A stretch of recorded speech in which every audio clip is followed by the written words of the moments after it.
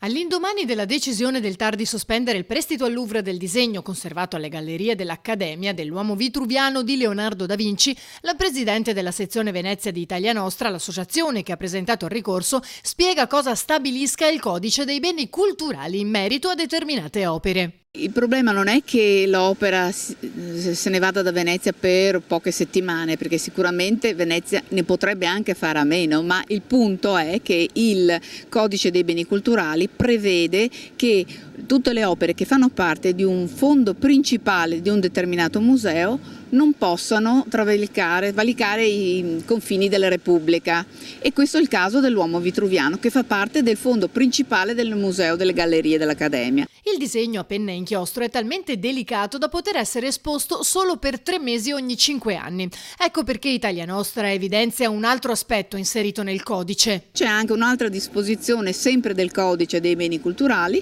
che dice che non possono essere portate all'estero delle opere particolarmente fragili, e questo è il caso dell'uomo vitruviano. Disposizioni precise dunque, scritte nero su bianco, e di cui non ci sarebbe nemmeno da discutere. Eppure ci meravigliamo moltissimo di questo, perché il codice è chiarissimo.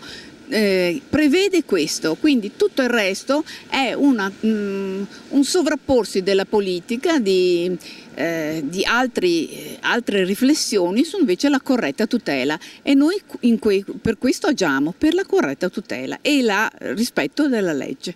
Non resta che attendere la discussione in Camera di Consiglio prevista per il 16 ottobre.